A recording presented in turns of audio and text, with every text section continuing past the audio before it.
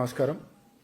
సడక్ సురక్ష Abhiyan season 3 ప్రత్యేక కార్యక్రమానికి మీ అందరికీ మనస్ఫూర్తిగా స్వాగతం పలుకుతున్నాం.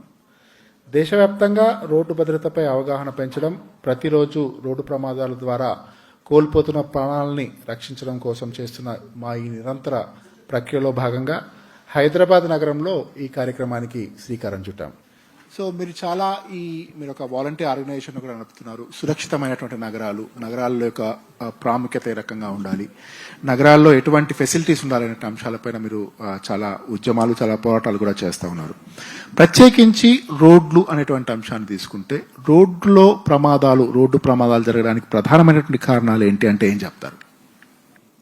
అందుకని రోడ్స్ కాన్స్టెంట్ గా అప్డేట్ మెయింటైన్ చేయగలిగితే రోడ్స్ మీద ట్రావెల్ చేసేటువంటి వాళ్ళకి ఇన్కన్వీనియన్స్ ఉండదు. మరో విధంగా ఏంటంటే సేఫ్టీ కూడా ఉంటుంది, ఆరోగ్యం చెడిపోదు. ఆ తర్వాత అనేక రూపాల్లో అప్పులు పాలయ్యి వస్తారండి. అర్చన గారు, ఇప్పుడు సార్ నరసింహారావు గారు చెప్తా ఉన్నారు, సో చాలా బిల్డింగ్లు కడతా ఉన్నారు, బట్ రోడ్లని ప్రాపర్ గా వేయడంలో కరెక్ట్ శ్రద్ధ తీసుకోవట్లేదని చెప్పి, అంటే బీయింగ్ ఏ సైకాలజీ మీరు చూస్తూనే ఉంటారు. సో ఎందుకు వస్తుందంటారు? అంటే మనం బిల్డింగ్ కట్టుకుంటాము, బిల్డింగ్ ఉంటుంది, బాగానే ఉంటుంది, బట్ మనం వెళ్ళడానికి రోడ్డు ఉండాలి, మన కార్ నడపడానికి రోడ్డు ఉండాలి, లేదంటే మన బండి నడపడానికి రోడ్డు ఉండాలి, లేదంటే మనకు ఉన్నటువంటి రోడ్లు పర్ఫెక్ట్ గా ఉండాలి అనేటువంటి ఈ మినిమం ఆలోచన ప్రజల్లో అవగాహన కల్పించాలంటే ఏం చేయాలంటారు? Sir, charity begins at home అంటారు. మనం ఏదైనా నేర్చుకోవాలంటే మొదలు ఇంటి నుంచి నేర్చుకోవాలి, ఎనీథింగ్. సో మీరు ఇందాక అన్నట్టుగా, సార్ అన్నట్టుగా, మీరు అన్నట్టుగా మనం ఇల్లు కట్టుకుంటున్నాం. డెఫినెట్లీ ఎస్, సిటీ ఎలా గ్రో అవుతుందో ప్రతి ఒక్కళ్ళు చూస్తున్నాం, కళ్ళ కట్టినట్టు కనిపిస్తోంది మనకి. But what lakhs I feel is awareness అండి, అవగాహన లోపం అంటారు.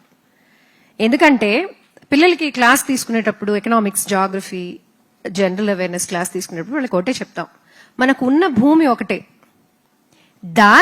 దాంట్లో ఉన్న రీసోర్సెస్ ని మనం ఎంత బాగా వాడుకుంటాము, దేనికోసం? మన డెవలప్మెంట్ కోసం. బికాస్ ఇక్కడ ఉన్న ప్రతి ఒక్కళ్ళు మనం భూమిని రెంట్కి తీసుకున్నాం. మన ఫ్యూచర్ జనరేషన్స్ కి ఈ అప్పుని అప్పుగా మనం ఇవ్వకుండా వాళ్ళకి we have to give them a better world. దానికి కాను అవేర్నెస్ క్రియేట్ చేసి ఇంతే రిసోర్స్, ఇది పెరగదు, జీతాలు పెరుగుతాయి, లేకపోతే నాలెడ్జ్ పెరుగుతుంది, ఓకే, బట్ రీసోర్స్ అనేది లిమిటెడ్. ఆ లిమిటెడ్ రిసోర్స్ ని మనం ఎంత బాగా వాడుకుంటాము, instead of exploiting it, how well we utilise it అనే దాని మీద దృష్టి పెడితే ప్రభుత్వాలు కానివ్వండి, as I said in the beginning, charity begins at home. ఇంటి నుంచి వాళ్ళకి అది వస్తే, ఈ రోడ్డే ఉంది, దీన్ని చెత్తపడే, ఒక ఖాళీ ప్లాట్ కనిపిస్తే దాంట్లో పడే, అలాంటివి లేకుండా పిల్లలకి సివిక్ సెన్స్ అనేది మొదటి నుంచి నేర్పిస్తే, సార్ అన్నట్టుగా రాత్రి వచ్చి రోడ్ ఆక్యుపేషన్స్ అవి.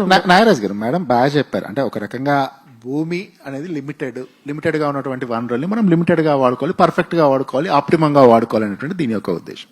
సో చాలా గవర్నమెంట్ వ్యవస్థలు, బీయింగ్ ఏ గవర్నమెంట్ ఆఫీసర్ గా మిమ్మల్ని అడుగుతున్నా, I'm not trying to mistake you. So situation ఏంటంటే, ఇన్ని వ్యవస్థలు ఉన్నాయి మనకి. ఒక ప్రాపర్ గా రోడ్డు ఉండాలి అంటే హైదరాబాద్ లాంటి నగరాలు అయితే కనుక జిహెచ్ఎంసీ లాంటి ఆర్గనైజేషన్స్ ఉన్నాయి. వాటిని రోడ్లు బాగా చేయాలి అంటే ఆర్ఎండ్బి డిపార్ట్మెంట్స్ ఉన్నాయి. ట్రాఫిక్ ని రెగ్యులేట్ చేయాలి అంటే ట్రాఫిక్ వ్యవస్థలు ఉన్నాయి. ఇన్ని వ్యవస్థలు ఉన్నాయి. ఈవెన్ దో ఇంతమంది జనాలు ఉన్నారు, ఇంత పెద్ద వ్యవస్థ ఉంది, అయినప్పటికీ పీపుల్ ఎడ్యుకేట్ కావట్లేదు. What exact reason behind this ఏంటంటారు? ఇక్కడ మనందరికీ తెలవాల్సింది ఏంటంటే సార్, ఫస్ట్ రోడ్డు అంటే ఏంటి అనేది తెలియాలి మనకు.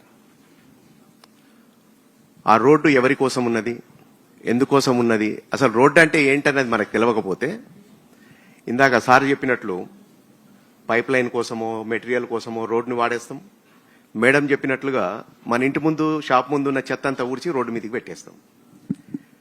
రోడ్డు అంటే తెలవాలంటే నేను ఇక్కడ 2 విషయాలు చెప్తాను. మన ఇంట్లో అమ్మ, అక్క, చెల్లి, భార్య, బిడ్డ, అంటే మగవాళ్లకు ఈ 5 బంధాలు కూడా ఆడవాళ్లే. అట్లనే ఆడపిల్లలకు తండ్రి, అన్న, తమ్ముడు, భర్త, కొడుకు, వీళ్ళు మగవాళ్ళు. ఈ జెండర్ ఎవరితో ఎట్లుండాలి, ఎట్లా మాట్లాడాలి, ఎట్లా బిహేవ్ చేయాలి అనేది ఎవరు నేర్పకుండానే వచ్చేస్తుంది. ఎగ్జాక్ట్. కానీ రోడ్డు మీద ఎట్లుండాలి అనేది 100 సార్లు మీరు చెప్పిన మిషనరీ అందరు కలిసి చెప్పినా అర్థం కావట్లేదు. ఇది సెల్ఫ్ డిసిప్లిన్స్ తో స్టార్ట్ అవుద్ది. ఈ రోడ్డు మనది, సెంటర్లో మనం వెహికల్ ఆపి నిలబడకూడదు, కరువు మీద మనం నిలబడి ముచ్చట్టు పెట్టకూడదు, టర్నింగ్ మీద వెహికల్ ఓవర్టేక్ చేయకూడదు, ఈ రోడ్డుని తవ్వి పాడు చేయకూడదు అనే సెన్స్ ఉంటే ఆ రెస్పాన్సిబిలిటీ అనేది ఆటోమేటిక్గా వస్తుంది. ఇది నాది మనది అనే ఫీల్ వచ్చినప్పుడు దాని బాగు గురించి ఆలోచిస్తాము. వేరే మీరన్న వాహనాలు కానీ పాదచారులు మనది అంటే ఇల్లు మాత్రమే మనది, రోడ్డు మనది కాదు. జనరల్ గా వచ్చే ఒపీనియన్ అది, ఇల్లు మాత్రమే మనది, రోడ్డు మనది కాదు. రోడ్ ఎట్లా పోతే నాకు ఇంతకుముందు సార్ చెప్పారు, బ్యాక్ పెయిన్ వస్తుంది ఇంకేదో వస్తుంది అంటే రోడ్లో గుంతలు ఉన్నా పర్లేదు, మన ఇంట్లో గుంతలు ఉండకూడదు, అంతే కదా. సో మనం చాలా ఎగ్జాంపుల్స్ చాలా చూస్తూ ఉంటాం. రోడ్డు అంటే ఇది మనది, ఇది పబ్లిక్ ప్రాపర్టీ, దాన్ని ఏం చేసినా అక్కడ చెత్త వేయొచ్చు, దాంట్లో గుంతలు పెట్టొచ్చు, లేదంటే అక్కడ ఏదైనా మీరు నల్లా కనెక్షన్ కోసం తీసుకున్న ఒక తవ్విన ఒక హోల్ అట్లనే పెట్టొచ్చు, దాన్ని నో బడీ కేర్స్, దాన్ని ఎవరు పట్టించుకునే సిచ్యువేషన్ బై ఎగ్జాక్ట్. అంటే దీనికి అవగాహన ఒకటే అంటారా, లేదంటే గవర్నమెంట్ లో ఉండేటువంటి వ్యవస్థలు చూసి చూన్నట్టు ఉదాసీనంగా ఉంటున్నాయని చెప్పి అనుకోవచ్చా? సార్, గవర్నమెంట్ వ్యవస్థలు మీరు ఇంతకు రెట్టింపు 10 చట్టాలు తెచ్చినా, ఫైన్లు వేసినా, లేదు ఇంకా మిషనరీ స్టాఫ్ పెంచినా కూడా ఇది కంట్రోల్ కాదు. ఇది కంట్రోల్ కావాలంటే మేడం చెప్పినట్టు ఇంటి నుంచి ఒకటి స్టార్ట్ కావాలి, స్కూల్ లెవెల్ నుంచి ఎడ్యుకేషన్ స్టార్ట్ కావాలి. ప్రతి ఒక్కళ్ళ కూడా ఒక రెస్పాన్సిబిలిటీ, సెల్ఫ్ డిసిప్లిన్ రావాలి. సోషల్ రెస్పాన్సిబిలిటీ ఉంటే మీరు ఈ మిషనరీ పెట్టాల్సిన అవసరం లేదు. ప్రజల్లో పూర్తి స్థాయి అవగాహన, అసలు ప్రమాదాలు జరగకుండా ఉండాలి అంటే ప్రజల్లో అవగాహన కల్పించాల్సిన అవసరం, ప్రజలు అవగాహనతో మెలగాల్సినటువంటి అవసరం ఉంది అని చెప్పి ఈ చర్చ అభిప్రాయపడుతుంది. మరింత అంశాలతో మరింత ముందుకెళ్దాం. Thank you. అసలు రోడ్డు ప్రమాదాలు ఎందుకు జరుగుతున్నాయి, రోడ్డు ప్రమాదాలు నివారించేందుకు ఎటువంటి చర్యలు తీసుకోవాలి, మనకున్నటువంటి వ్యవస్థ సరిపోతుందా, ఇంకా ఎటువంటి మార్పులు రావాలి, తదితర అంశాలన్నీ కూడా మనతో మాట్లాడేందుకు Hyderabad police commissioner CV Anand గారు మనతో ఉన్నారు. ఆనంద్ గారు నమస్తే అండి. సో మనం చూస్తూ ఉన్నాం, థ్యాంక్స్ ఫర్ కమింగ్ అండి.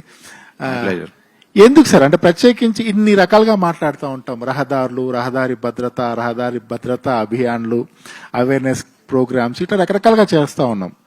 ఇంత సివిలైజ్డ్ సొసైటీలో మనం ఇంత సివిలైజ్డ్ గా ఉన్నాం, ఇంత టెక్నాలజీ వచ్చింది అని చెప్పి అనుకుంటున్న తరుణంలో నిజంగా ఇటువంటి కార్యక్రమాలు ఏ మేరకు ఉపయోగపడతాయంటారు? ఇంట్లో అవగాహన కల్పించాల్సిన అవసరం ఉంది అని చెప్పి ఎందుకు అనుకోవాలంటారు?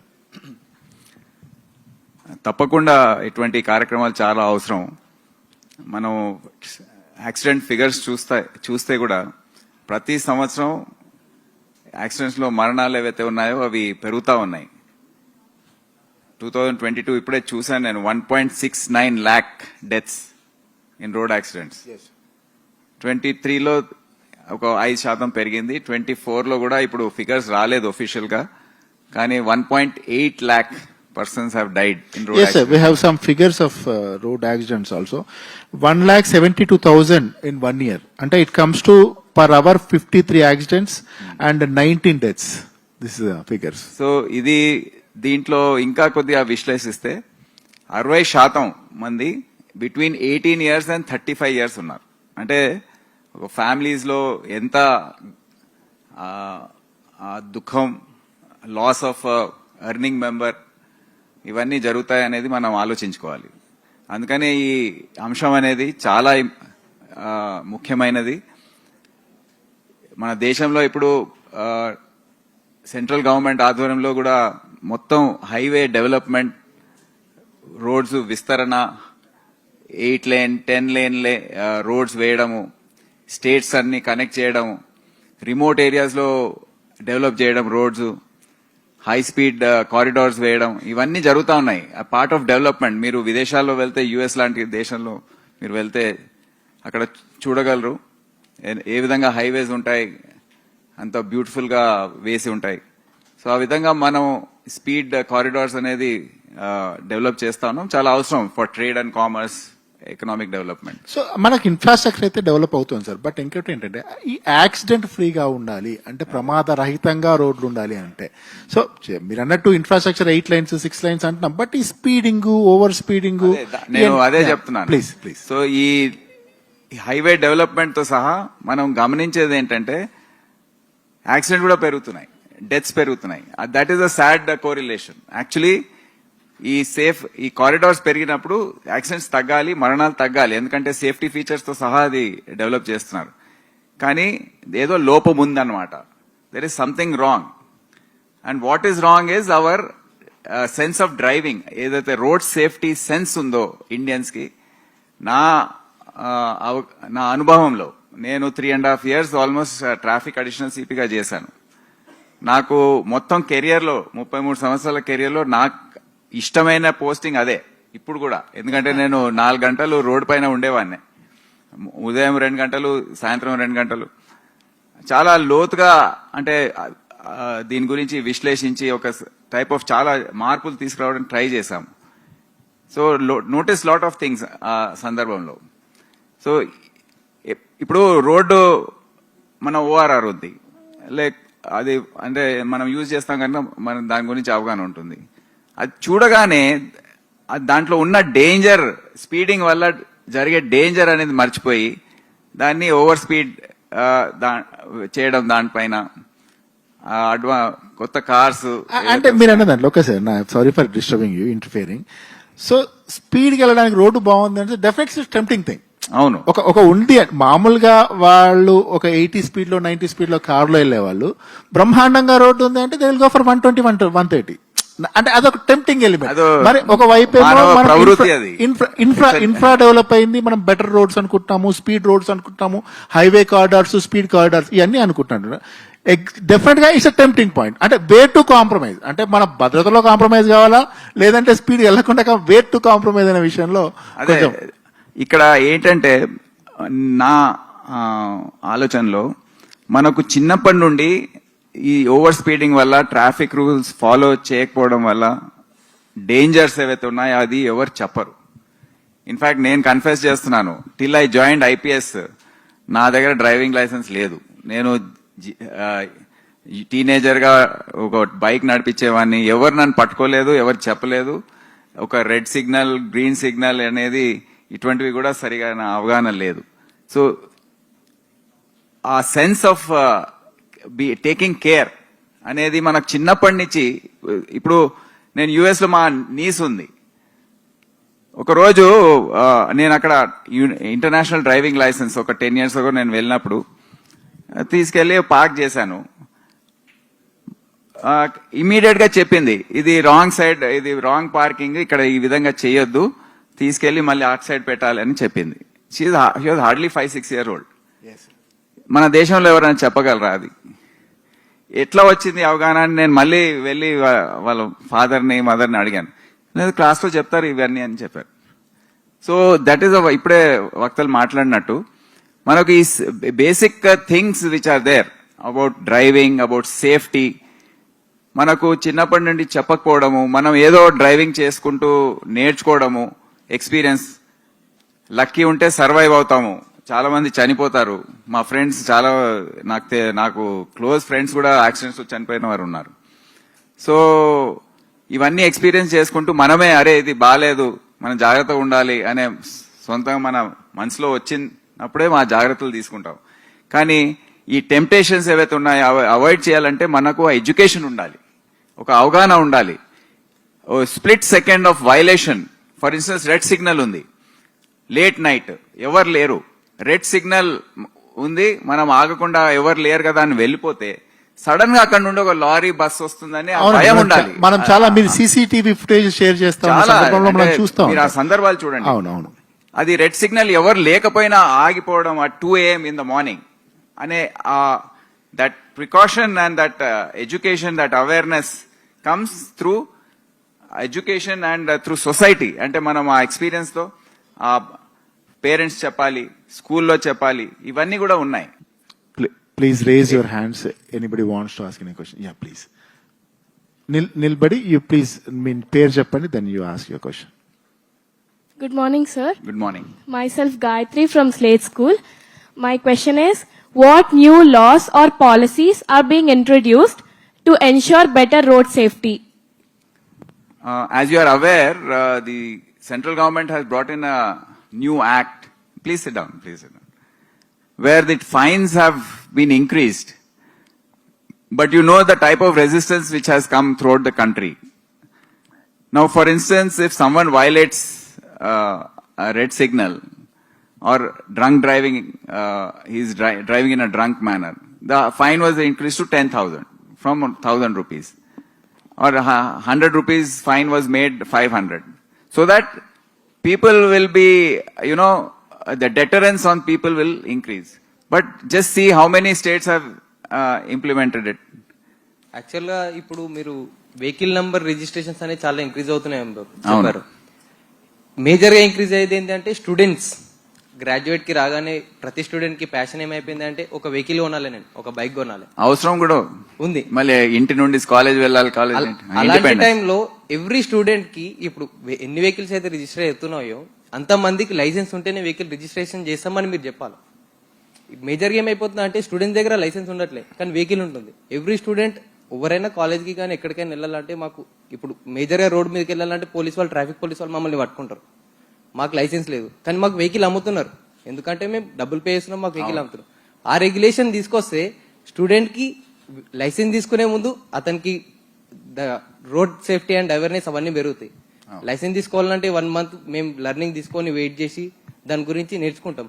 యాక్చువల్లీ ఇటువంటివి ఉన్నాయి, నిబంధనలు ఉన్నాయి, కానీ ఆర్టీఏకి, ట్రాఫిక్ పోలీస్కి సమన్వయం ఏదైతే ఉందో అది ఉండదు. ఆర్టీఏ కూడా రూల్స్ ఇంప్లిమెంట్ చేయడంలో కూడా వాళ్ళ కష్టాలు వాళ్ళకు ఉన్నాయి.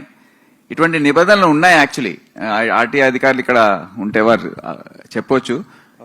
ఇది ఏంటంటే sale of vehicles related to economic development. అంటే వాహనాల సంఖ్య ఏదైతే ఉందో అది మనం కంట్రోల్ చేయడము ఈ దేశంలో. ఇప్పుడు ఎవరైనా దాని గురించి స్టేట్మెంట్ ఇచ్చారనుకోండి, పొలిటికల్ గా కూడా ఆలోచిస్తారు.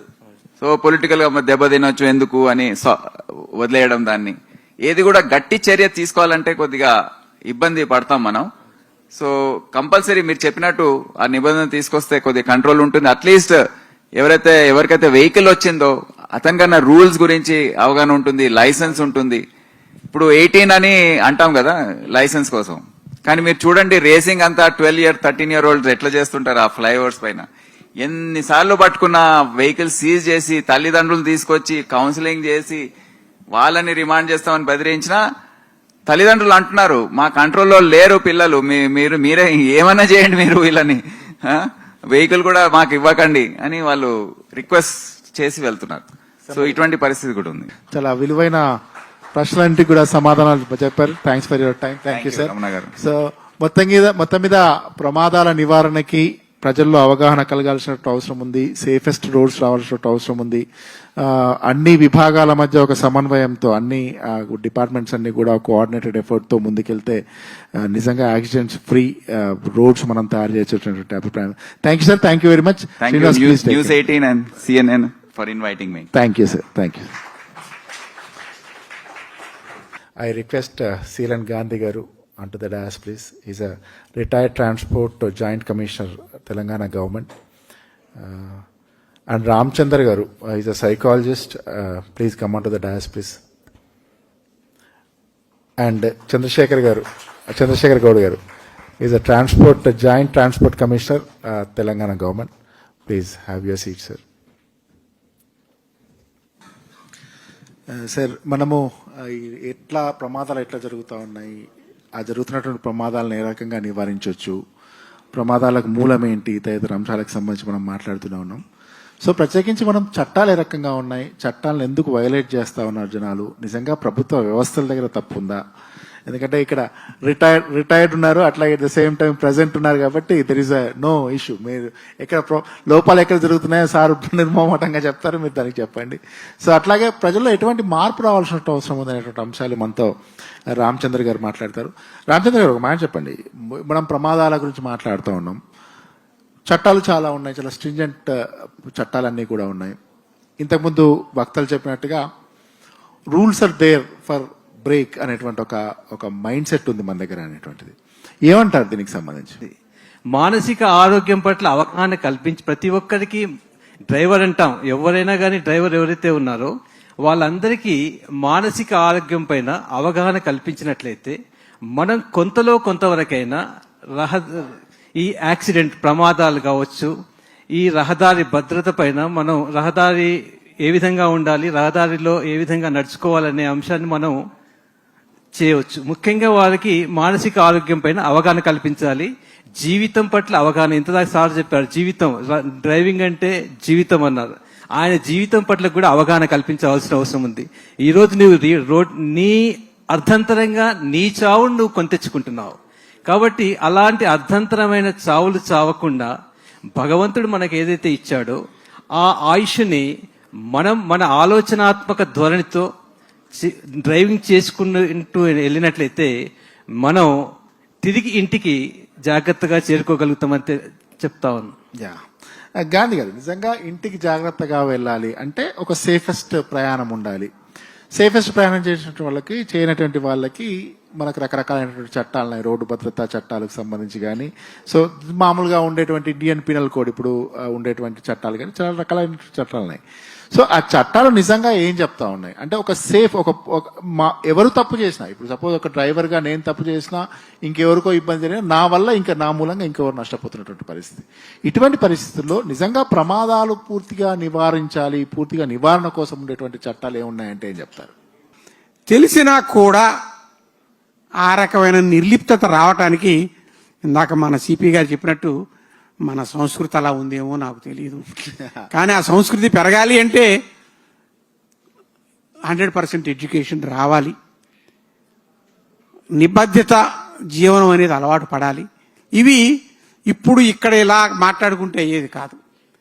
అవేర్నెస్ ఎక్కువ రావాలి.